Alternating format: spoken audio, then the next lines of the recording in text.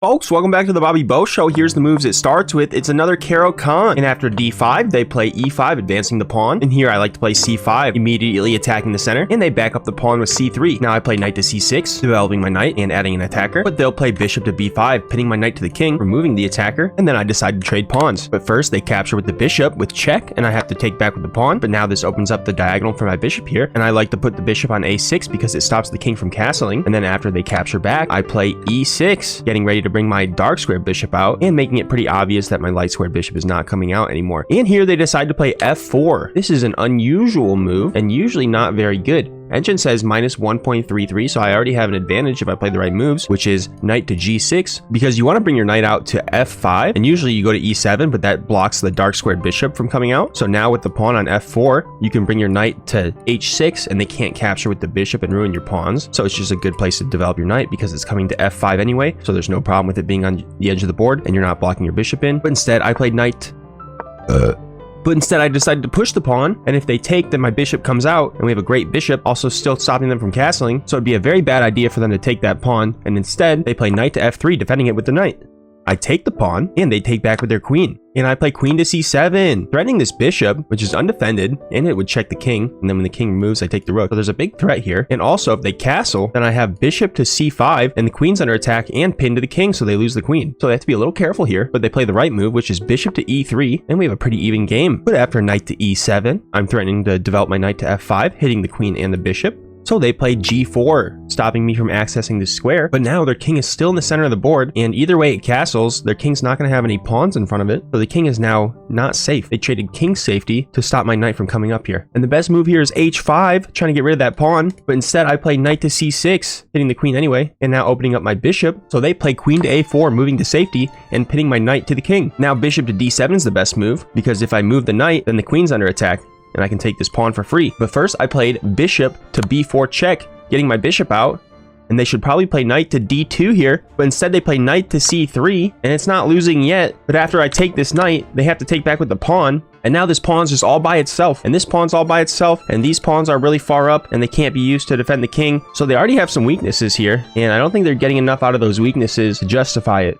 So I decide to castle while I still can, get my king to safety. Their king is not castled, so that gives me a little bit of an advantage, I think. And castling would actually be good for them here, the best move according to the engine, but they just decide to play king to f2, I guess more active, and bringing the king up to the pieces here, and they're getting the rook out anyway. But it takes 2 moves to activate the rook here, but not much of a change in evaluation, still -1 according to the engine. And the best way to proceed here would be to notice that my rook is in front of the king, and I should be playing f6 to try to open up the file here. But instead, I play bishop to d7, now lining my bishop up with the queen, trying to set up this tactic where I take this pawn with a discovered attack on the queen. But they notice that, of course, and they move their queen to safety back to c2. And now my pieces are pretty much fully developed, and I have to make a plan on how to proceed. And usually I do that by determining what weaknesses they have and trying to exploit the weaknesses. And you'll notice that this pawn is all by itself, like I said earlier, and that's probably the biggest weakness in their position right here, along with the fact that their king is out here and a little bit more vulnerable than my king.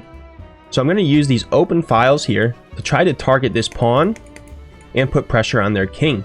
So I decide to move my f rook over to c, leaving this rook behind the pawn in case I can get this pawn later, and then we have a rook behind the passed pawn going for a queen.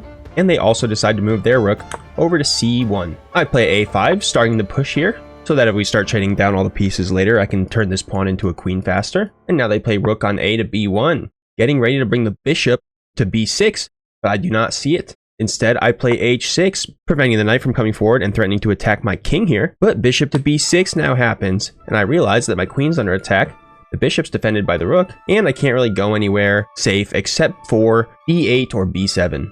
So b8 or b7 doesn't really matter. I go to b7, and after they take my pawn, there's a winning move for black. Can you find black's winning move? Well, your queen's under attack, so you have to move your queen, right? And what's a safe square? Not any of these squares. Not any of these squares. So is it a7 or is it a6? And it's a6, because now the bishop's under attack, and after the bishop goes back to b6, you play queen to c4. And now look, you're threatening the f pawn and the a pawn, and they can't defend everything, so they're starting to lose material now. King to g3 is the best move to defend the pawn, but now rook captures a2, queen under attack, and now the material's even, but you've activated your pieces. and you're about to start winning more material. This pawn's going to go down. You're going to break through in a sec. Their pieces are uncoordinated. Their knight's over here not doing anything. Their bishop's all up here by itself, only defended by this rook here. And all of your pieces are on light squares, so this bishop's useless actually. So you're going to start winning more after this. But instead, I played queen to a7, and I'm losing. Or it's still a draw actually, but I could have been winning. Bishop to b6, now my queen's under attack. And now I have queen captures a2, winning the pawn back, still even material. And we trade queens. Checking the king now. And they play king to e3. Okay, now I have to figure out what to do. I like the rook here, threatening the pawn here, defended by the knight, so the knight can't really move.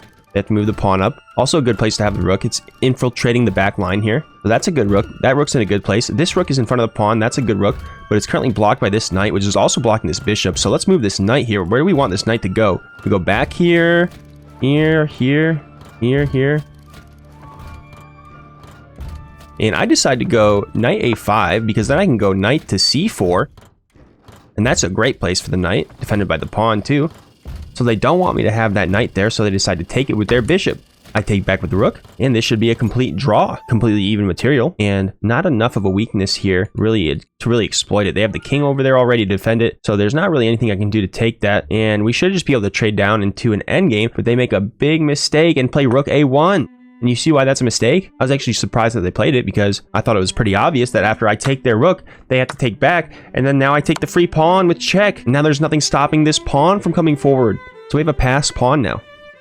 King to f2, defending the knight. But now I play rook to c4, defending the rook by the pawn and attacking the pawn here. So just a good spot for the rook. And they play king to e3 to defend the pawn. That's a completely losing move because now I can play rook to e4 and the king has to step away. King to f2, and then I take the pawn. Now the knight's pinned to the king. But I didn't see that. Oh my gosh, I missed that. I played f6, and we're trying to bring the king up and run the pawns down. But now they can trade pawns and play rook to a7, attacking my bishop, and I can't move anything to defend it, so I have to move the bishop to e8. And then when they play rook to e7, hitting my bishop and my pawn, I think about playing bishop to f7 to defend it, but then I decide to go for rook to e4 check, defended by the pawn here. And defending this pawn, king has to step away, and now I can move the king over to attack the rook. And when the rook goes to h7, I start taking pawns. Rook captures f4, also preventing the knight from moving now. And after they take on h6, I play king to g7, attacking the rook and defending the pawn. So the rook is very limited now, and it has to go back to h4. But now I have these pawns that cannot be stopped. They're connected and they're going down the board. I play e5. And this knight is pinned to the king, and if I can play e4, then it's a free knight. So they have to move their king. They play king to g3. My rook is defended by the pawn, so it's safe right now. And I start thinking about how I can get this pawn all the way down the board. So I play d4, and now they play g5. And I didn't even see this, but I can actually just take this knight here, and after the king takes back, I can play f captures g5, attacking the rook, and the rook has nowhere to go. It can't go to any of these squares because they're defended by my pieces. These squares are defended by the pawn. If it goes here, bishop pins it to the king and I win the rook. If it goes here, same thing. And if it goes to h3, well then just g4 and the king has to take because it's attacking the rook, and then just bishop to d7. And then I'm taking the rook on the next move. So I missed that, but that's a good one. Instead, I just took the rook, simplifying. And after they took my pawn with check, I took back with my king. They took my rook with their king. And now they can't stop my pawns from turning into a queen.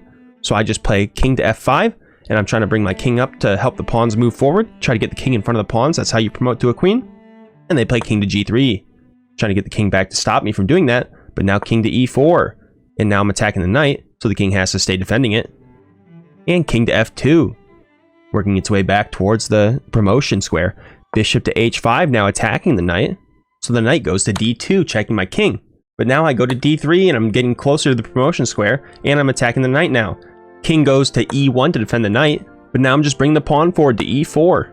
Knight to b3, attacking my pawn here, but I'm going to get my king out of the way to c3 so I can move it up. Attacking the knight now, knight to c5, and now this pawn's under attack, so I push it to e3. And after they play knight to e4 check, I just go king to c2, and now I'm defending all the squares that the pawn needs to move forward. Knight to g3 attacks my bishop, but I'm not worried about it because now I can promote to a queen.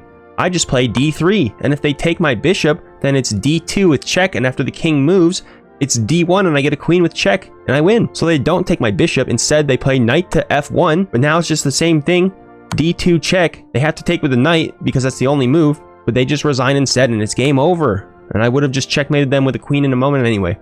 and it took 49 moves, but that's how you win a game when you're only up a pawn. I didn't need to capture all their pieces and find some sharp tactical sequence. I just needed to win a pawn and move the other pawns down the board. So I hope you learned something in today's episode of the Bobby Bow Show. Smash that like button if you enjoyed it. Thanks for watching. Hope you have an excellent rest of your day.